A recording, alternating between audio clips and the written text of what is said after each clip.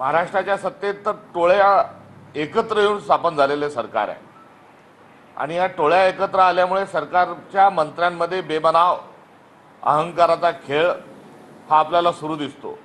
त्यामुळे गँग ऑफ वसेपूर नावाचा पिक्चर जसा होता तशी आता ही गँग ऑफ महाराष्ट्रातल्या सत्ता केंद्रातल्या गँग ऑफ सरकार असा एक खेळ हा सुरू आहे। मान अपमानाचाही अहंकाराचाही खेळ सुरू आहे आणि या सगळ्यांची किंमत ही महाराष्ट्रातल्या सर्वसामान्य जनतेला ही चुकवावी लागत आहे। ज्यांच्या रक्तातच औरंगजेबी प्रवृत्ती नसानसात भिनले, कारण काँग्रेसच्या सगळ्या नेत्यांचा जर अशा प्रकारच्या प्रवृत्तीचा इतिहास बघितलात तर त्यांनी कोणाची तळी उचललेत हे आपल्या लक्षात येईल। तसं हर्षवर्धन सकपाळ कोण आहे तिथपासून सुरुवात होईल।